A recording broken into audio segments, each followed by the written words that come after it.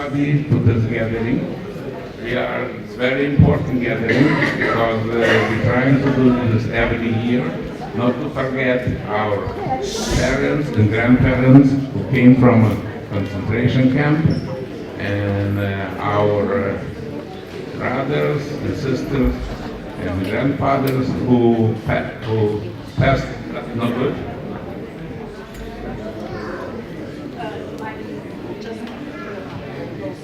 Hello. Who died in concentration camps. I also want to tell you a few words. Alex Rose is supposed to be here, and not everybody knows that he's supporting this yeshiva for the past 20 years, but he had urgent business and he fly out Friday afternoon, and from his name I tell sorry. Sometimes things happen. So I also want to tell you that this is very important that we're coming together, but to us it's more important that our children and grandchildren should get involved on this kind of things, because our generation is getting older, the kids getting younger, but nevertheless we trying not to teach them not to forget what happened in the past. Also tonight we have Assemblyman Zimmerowicz, who's going to say a few words. His parents also was concentration camp survivor, so we're going to start from him. So let's give our applause to Mr. Zimmerowicz.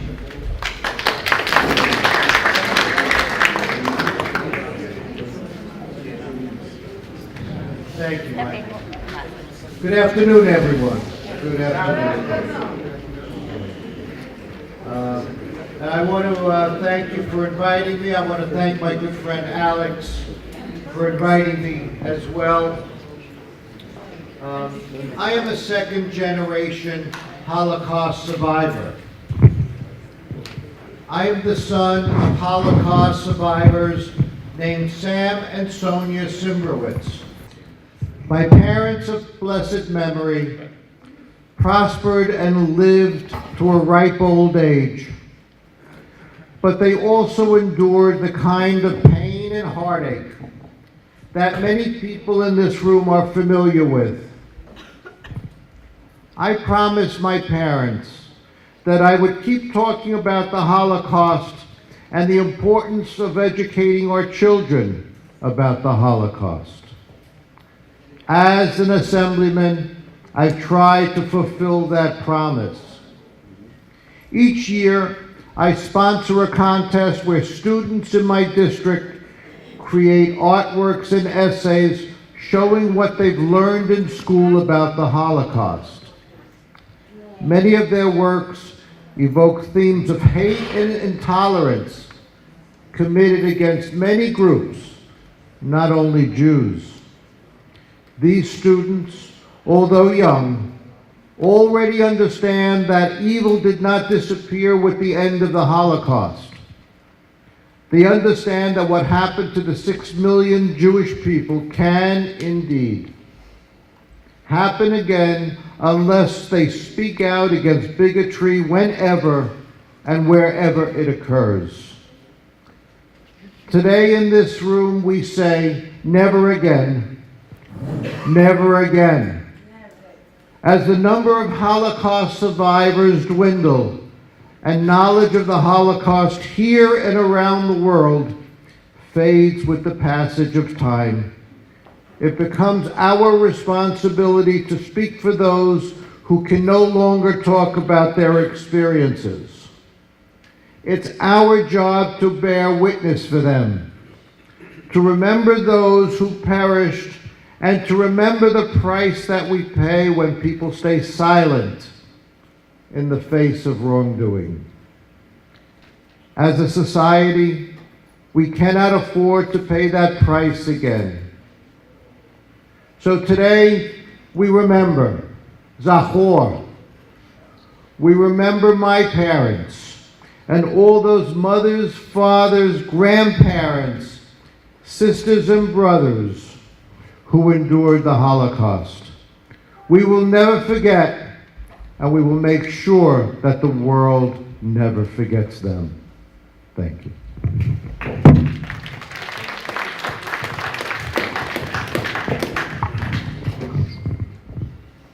Okay, we will continue our program. We have a very nice program.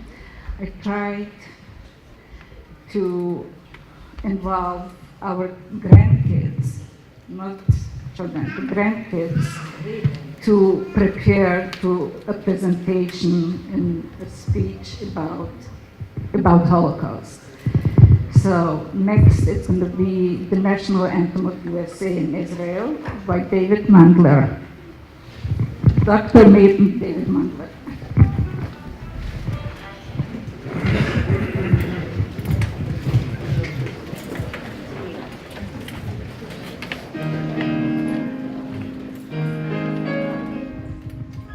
Oh, say, can you see by the dawn's early light what so proudly we hailed at the twilight's last gleaming, whose broad stripes and bright stars through the perilous fight over ramparts we watched, were so gallantly streaming, and the rockets a red glare, the bombs bursting in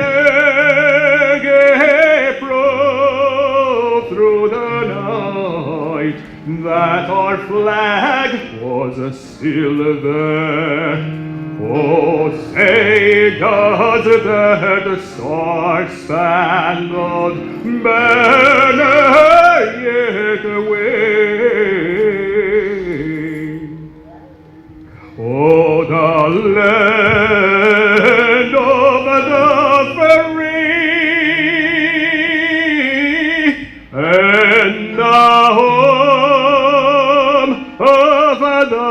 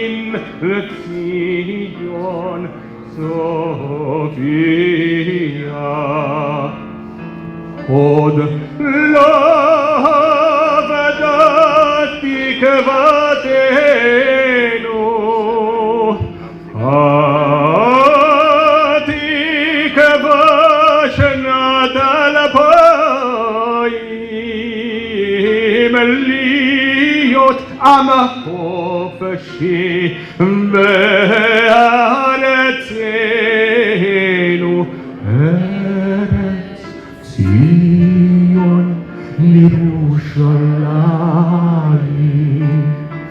להיות עם החופשי בארצנו, ארץ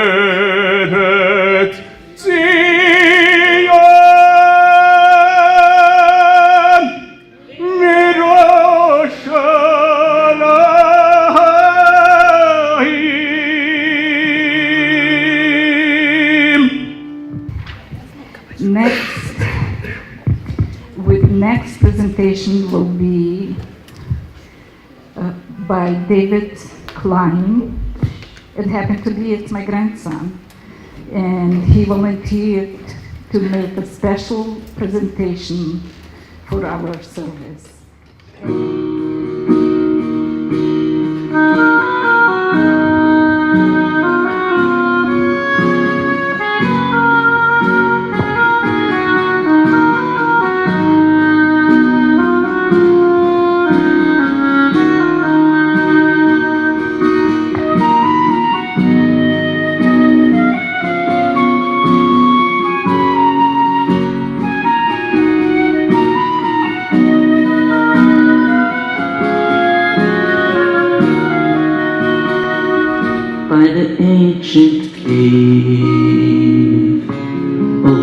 Chevron, you'll see a man standing all alone as the tears stream down his face. This is my hope, my request,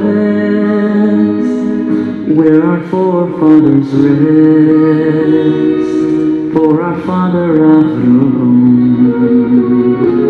Alleluia. Yitzchok et Yaakov,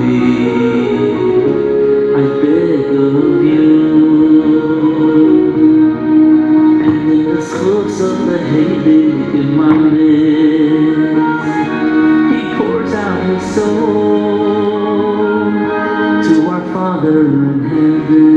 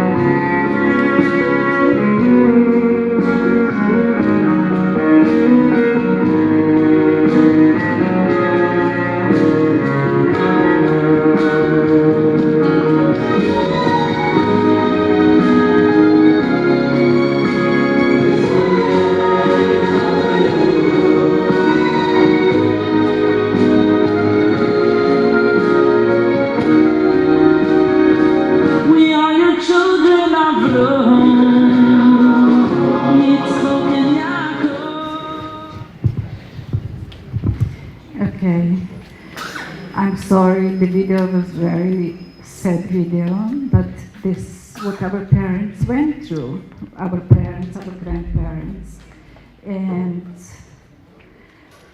we all have to remember that and to continue their legacy, who were fortunate enough to make it back and to raise a family from the ashes. That was, they're our heroes, and some of our heroes are sitting here. I'm so touched by that you came and we honoring you, and we wish you good health to continue to raise good families and to have nachas from them. Ad 120. I said, bro. Okay. First of all, I want to thank our survivors for being here and their family to have them here. You are our live witnesses for atrocities our parents, grandparents, aunts and uncles, brothers and sisters went through. We all in this room are pledging to you. We will never forget you and entire families, the horror, the Holocaust you lived through, and will make sure it will never happen again. This annual memorial wouldn't happen without you. A big thank you to our sponsor, Alex Roth, which I am so blessed to know him and to work with him.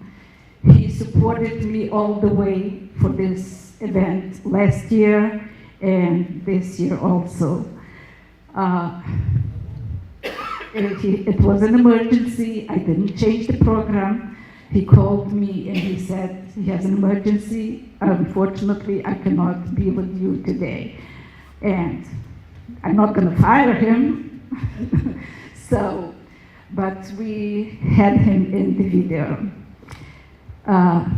Thank you to my kids. Thank you to my grandchildren. They are supporting me and getting involved in such a young age. I love you to no end. Thank you, David Engel, who's sitting right next here. He has a presentation about two beautiful grandmothers, may they rest in peace, that I had the privilege knowing them personal. May their memory be a blessing for all of us. We need our kids. When I say, and I said it last year, we need our kids to get involved. Because if we're not going to continue this, but in today's world, what's going on with the anti-Semitism, we're going to be forgotten. So let's continue, get involved. I need help. I need help from you all. If I ask, please respond to me. I'm I know I'm active on the social media, but I don't know you all personal. Get in touch with me. Give me information. What would you like to do? I'm open to ideas. It's not easy for one person to commemorate. I need a committee. So please contact me. And my phone number is out there. And let's continue the tradition. We all should be proud and thankful to our parents and who was fortunate enough to have grandparents for what they became and who we are under circumstances we grew up to. And thank you to all of you who responded to my messages. Without your help, we cannot succeed. We have the program continue with David Engel. Sorry.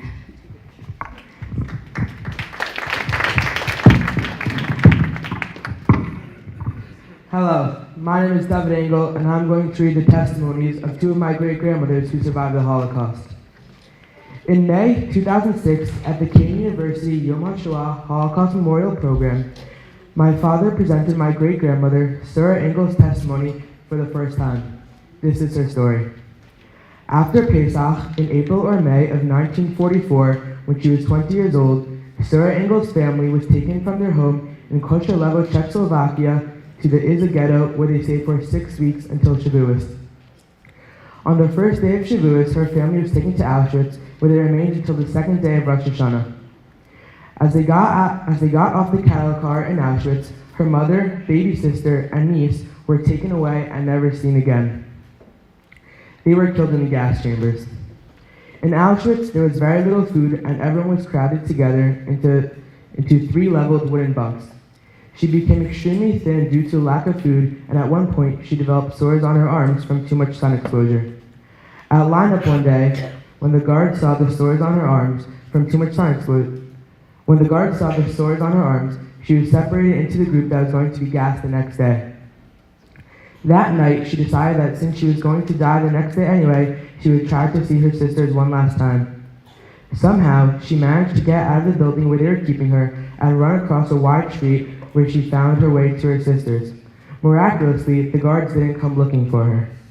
While in Auschwitz, she was tattooed with the number A-13041. On the second day of Rosh Hashanah, she was taken by cattle car to a work camp called Gerlitz. There she worked in a large factory and made landmines and airplane parts. She received a little more food in Gerlitz, but was still starving. On May 4th, 1945, the Nazis abandoned the camp and the Russians arrived on May 8th to free the prisoners. When the Russians came, they saw how starved the prisoners were, and they opened up the local store to allow them to take whatever they wanted to eat. Sarah stayed with a group of 12 girls from her hometown, and when the stores opened, they took rice, honey, and 106 loaves of bread. She remembers that they counted the loaves since they took so many of them. They were so starved that they described as many loaves they could possibly take. In her immediate family, Sarah lost her mother Sima, two sisters named Esther and Rivka, and her brother Mordecai. Her father Yehuda, her brother David, and her sisters Pepi, Chana, and Rachel survived the war. After the war, Sarah married Shmuel Chaim, who was my great-grandfather. Shmuel Chaim had lost his first wife and two daughters in the war. Sarah and Shmuel Chaim had 4 children, one of whom is my grandfather. My other great-grandmother, Bobby Brana, was born on December 20th, 1922, in Volovo, Czechoslovakia. She lived with her parents and 5 siblings on a farm where they raised chickens, geese, turkeys, and 2 cows. They grew their own corn, beans, potatoes, carrots, and parsley, and a number of other vegetables. Every Shabbos, they chose a chicken to eat for dinner, and they ate the vegetables they grew. Whatever was left over, they were able to sell. Her father also owned a tobacco store, and they were able to live happily and safely until 1942. In 1942, all Jewish-owned stores were forced to close, and life began to change for the worse. In April 1944, Bobby Brana's family was sent to the Sukernetza ghetto for 6 weeks, and in June 1944, they were loaded into cattle cars and sent to Auschwitz. Brana, her sister, and mother were in one car, and her father and her brothers were in another car. The train ride took 2 days. When they arrived in Auschwitz, they were given soup that, and I quote, that even pigs wouldn't eat. And they were told by the Polish Jews who arrived at Auschwitz before them, and I quote again, that soon you will lick the bowls clean, you'll be so hungry. Brana was sent to work in the field, and she never saw her mother, her father, or her brothers, Baruch Herschel and Shlomo Lab again. After surviving Auschwitz and a number of other concentration camps, Brana and her sister Leah were liberated in November 1944 by the Russians. They decided to try to walk their way back home. Along the way, they broke into a storage house and took coffee, butter, and half of a dead horse. They built a fire and tried to eat the horse meat, but her sister choked because it was still frozen, and Brown had to save her sister by removing the meat from her throat. They followed the railroad tracks as they walked, and they met a woman who allowed them to milk her cows and take eggs to eat. After many trials, they finally reached their home in April of 1945. They were not able to live in their home again because the Germans had turned it into a barn, so they were forced to find other places to stay. Brana and her sister and her surviving brother Sender all got married. Brana married my great-grandfather Benzi, who had lost his wife and 4 children in the war. Benzi was a butcher who had to shecht the meat at night because shechting was illegal in Russia. Brana and Benzi had 6 children, 5 of whom survived into adulthood. One of those children is my Bobby Risey. My Zadie Benzi died in 1971, and in 1972, Bobby Brana immigrated to Israel. Bobby Brana was so grateful to be in Israel where there were stores to buy everything she needed, and she didn't have to grow everything herself. She loved the fields full of oranges, and she loved her new home. She returned to Russia once with her children, but it was very sad to see her old house and to remember her life there. She lived in Rehovot, surrounded by many family members, until she passed away in November 2018 at the age of 95.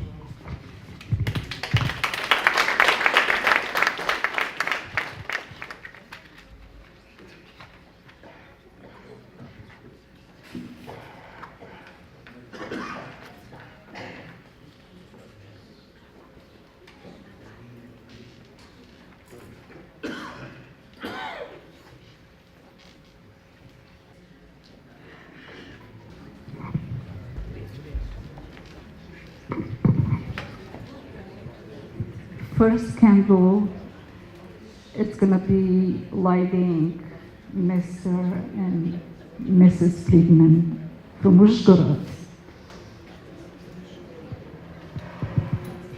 You can help them, please.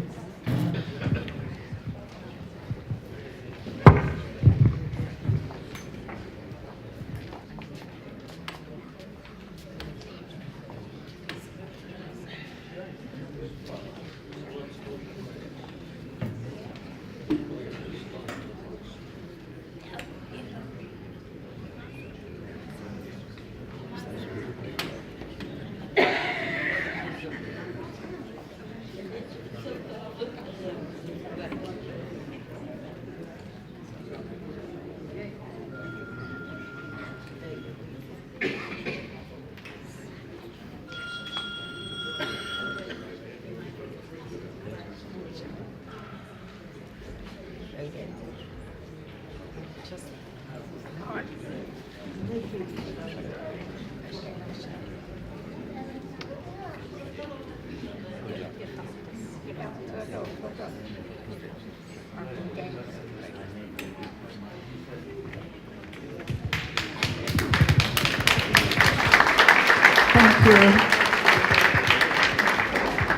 Second candle gonna be lit by Jean Wise from Moncatch.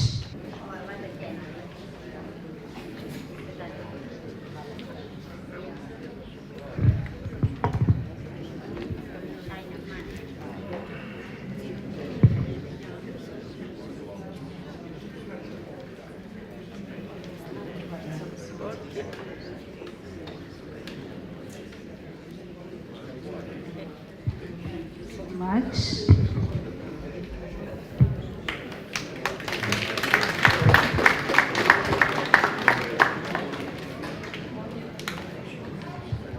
Next candle is going to be lit by Zoltan Maciej.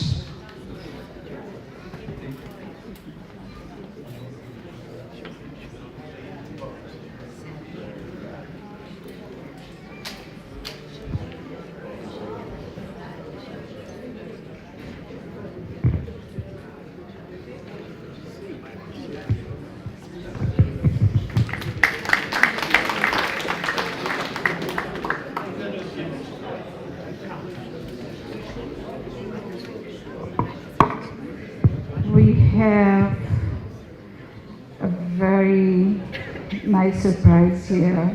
I got a phone call from Israel, from Ruti Fixler, who introduced me to Mr. Henry Grossman, Chaim Grossman. He is a veteran of what base? Could you help me out, please? Repeat again, what should I say? Where were you serving? I would like to say that I was about 2.5 weeks ago, I went to the Dover American Air Force and I gave a speech about the Holocaust. I was very much accepted. They were very receptive. They were very glad that I came.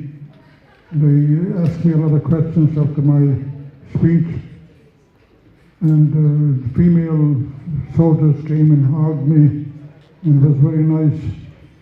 I belong to the synagogue in Yonkers, in Lincoln Park Jewish Center, and the rabbi is a Yankee, American Yankee.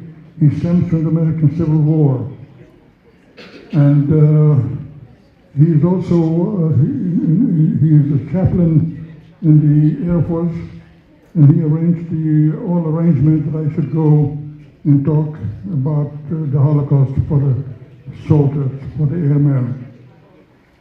It was very, very interesting. I have my speech, I have it in writing, and I will send it to many people on the internet so they will have it and they should be able to read it. Tell us from where in Czechoslovakia you are. I come from Hust. I was born in Hust, Czechoslovakia.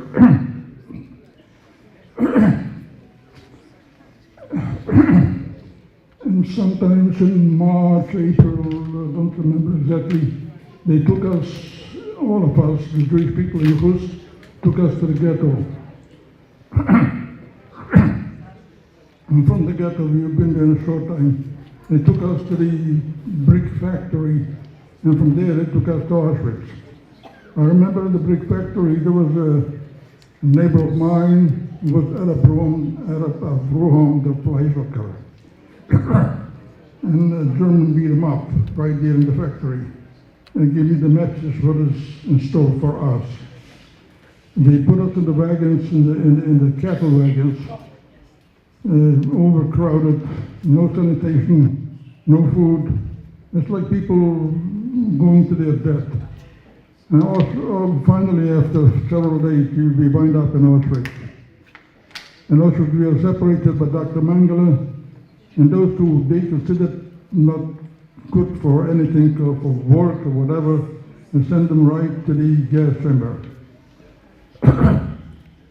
I was like a tall guy.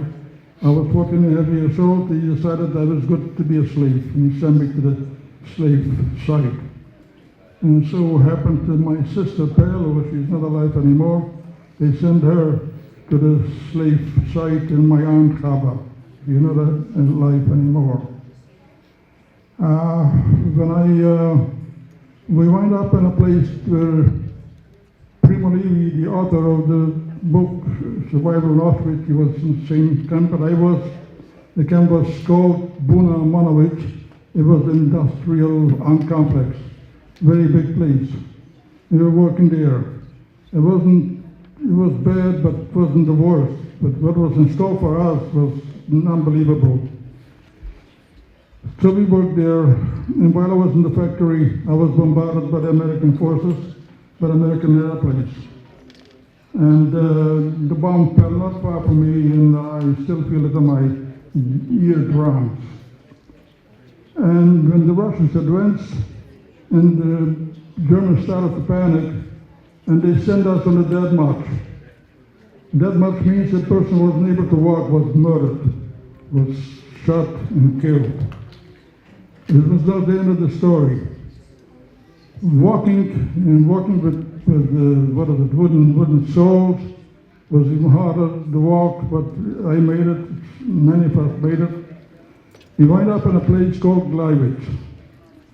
Gleiwitz was a camp, also a concentration camp, and they stuck us up there overcrowded, was no place to be, no place.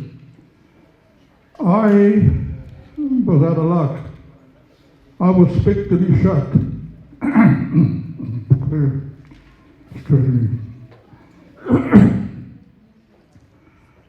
was picked to be shot because I was a skinny Jew. And we were there, quite a lot of people. And the Germans were shooting at random. Here and there, there's a guy shot near me, 20 inches from me, he was killed, shot. I was looking for a way out, but there was no way out.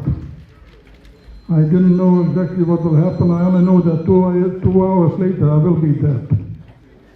So I was walking to the front where the Germans were standing and shooting, and I heard an order. Take the dead all over, take them out of the ring from dead, and put them over there in the hill where all the dead are being accumulated. So I figured this will be a chance, will be a chance. I picked up a corpse, and I asked 2 or 3 more boys to help me to carry the corpse. We carried the corpse to the hill of corpses, and I was outside of the ring of death. Night came soon, and when we came to the dead, we told everybody lay down with the dead, so nobody should know you're still alive. Ultimately, we went back to the barracks and we were escaped of being shot. But what was next wasn't exactly an empty barrack. They loaded us up on cattle train, open cattle train. The weather was horrible, freezing weather was terrible, and there was only standing room only.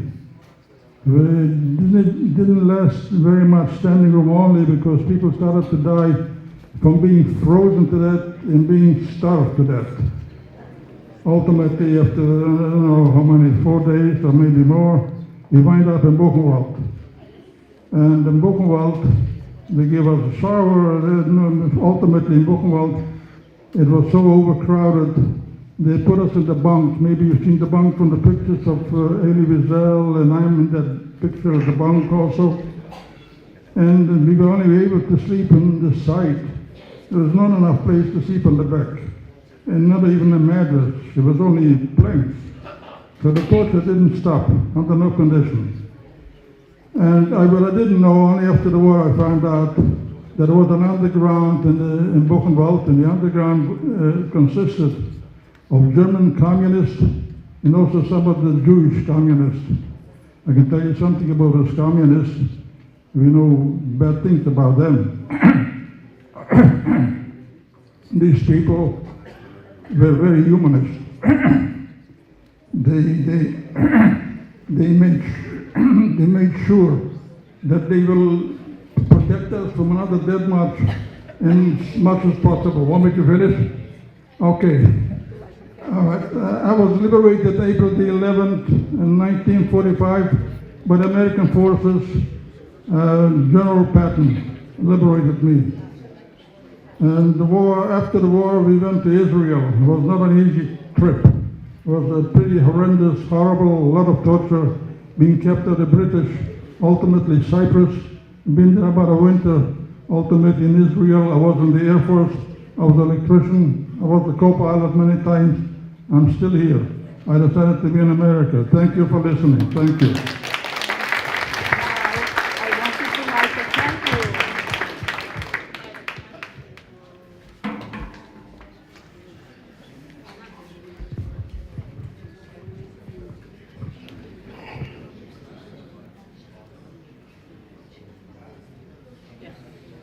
Yes, you did it.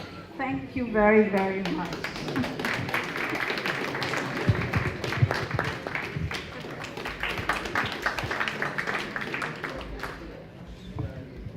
Next candle, it's going to be Charlotte Hollander.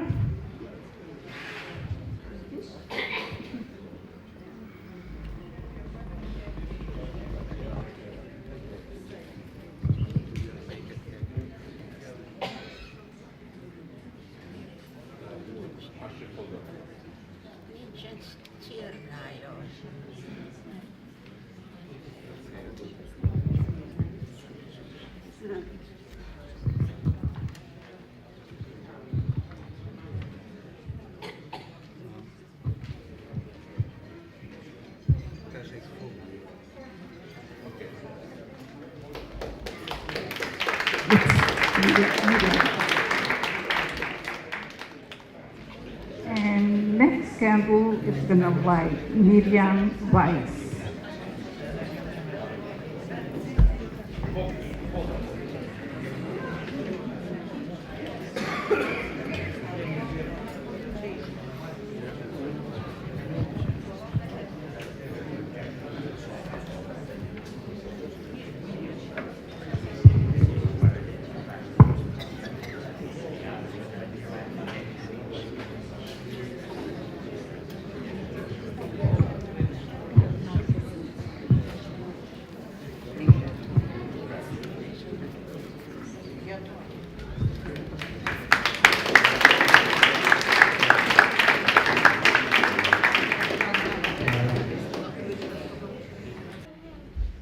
I'm going to be singing Kermal Rachamim for the 6 million Jews who perished in the Holocaust. If you can, please stand. If it's too difficult, please don't stand.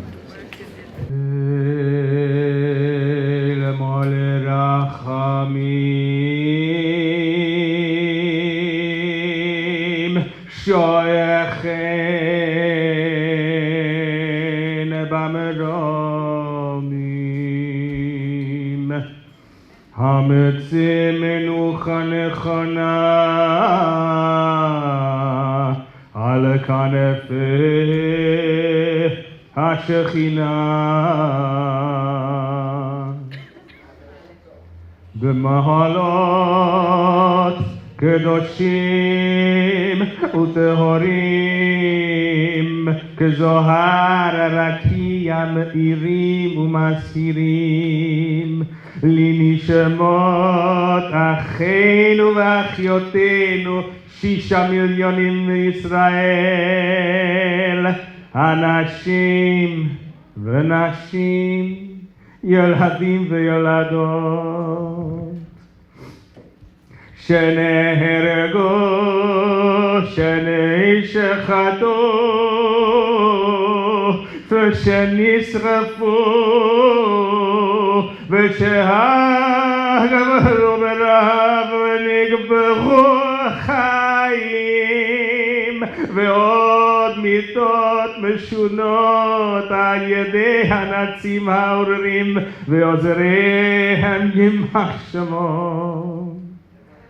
באושוויץ, בירקנאו, טרבלינקה, מיידנק, מאוטהאוזן ובשאר מחנות השמדה באירופה ומסרו נפשם על קידוש השם בעבור שאנחנו נוטבים לצדקה ועד הזכרת נשמותיכם.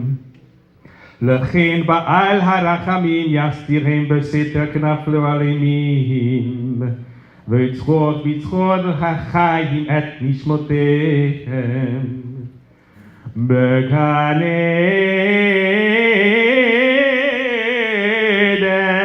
עדן בגן עדן תהא מנוחתם אדוני הוא נחלתם ארץ אל תחסי דמם ואל יהי מקום לזכרתם בזכותם נידחי ישראל ישובו לאחזותם והקדושים בזכירות תמיד נגד אדוני צדקתם יאהבו שלום וינוחו בשלום על משכבתם וימרדו לגורלם לקיץ הימים ונאמר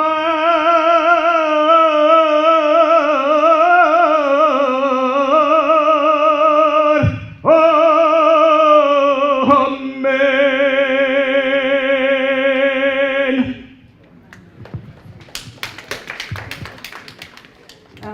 We have at the end very special two young girls who gonna sing a song. David, you should help me out with the name of the song, please. Shema Israel. Sorry, Mr. Spiegel. I need more people to get involved. Please, please, please. Okay. All yours. So these girls, this is my daughter, Rachel Mandler, and this is my niece, Lily Mandler, and they're both granddaughters of a Holocaust survivor, my father, who's right there, George Mandler. Stand up.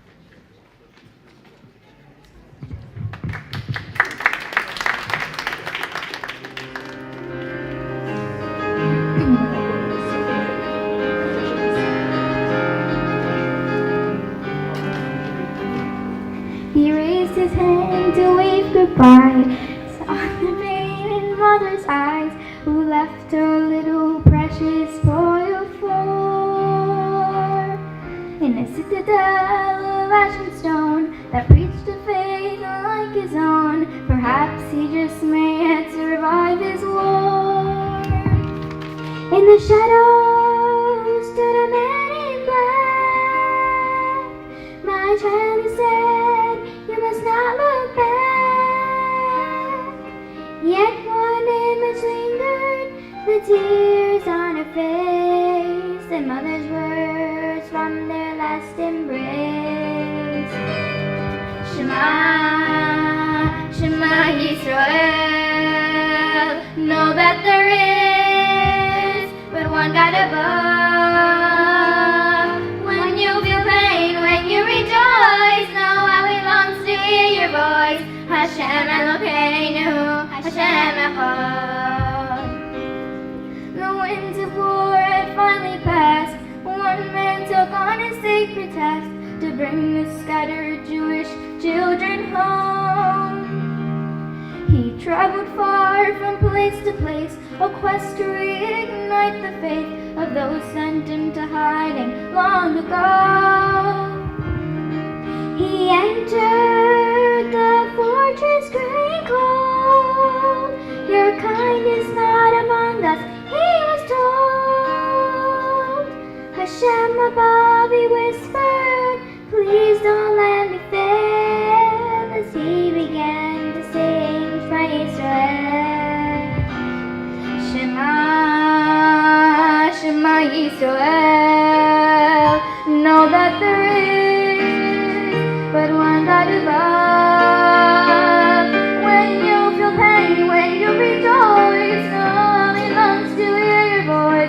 Hashem Elokeinu, Hashem Elokeinu, Hashem Echad.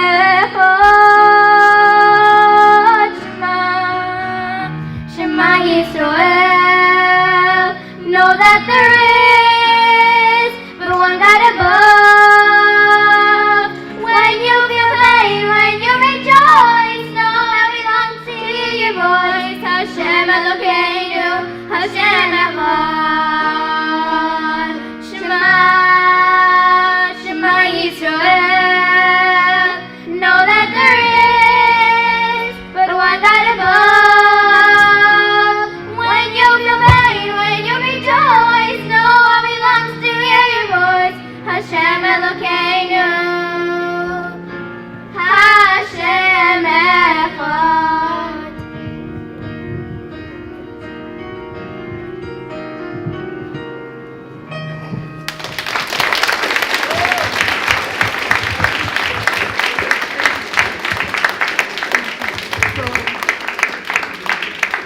David Mangler, you, Dr. David, I'm going to call you David because we are all friends here. Thank you so much for a job well done. Next year, with Rat Hashem, we're going to do it early planning. Okay. Michael Spiegel has a couple words to say. And I have a question. In Israel, our Carpathian friends are getting together on every occasion. Holidays, Sukkot, picnic.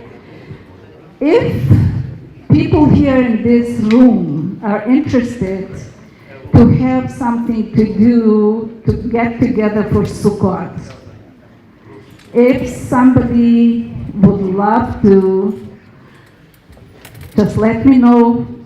I will organize it. I promise you.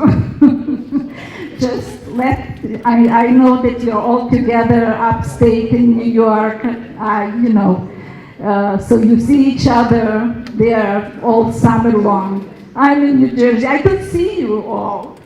And I'm very happy to see I'm very proud Carpathian Jew. So let me know what you think.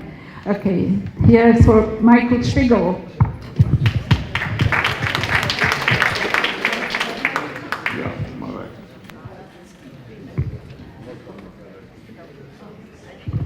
I have a couple of certificates to give out, okay? So after Michael is speaking. No, I just wanted to thank everybody for coming, but I also want to thank everybody who helped me. My wife was shopping around the whole morning. Also, I want to thank David Maxwell who set up all the equipment and everything in this room. I also want to thank David, who is our security person for today, who is giving his time to be secure, and Zoltan also who helped me to set up everything up. Obviously, I couldn't do it by myself, so I had to ask from my wife. So she helped me.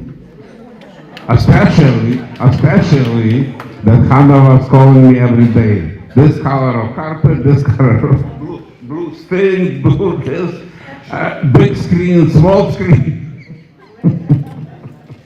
Well, it's gonna be a special charge. Excuse me. Thank you very much. And I all hope you to see next year.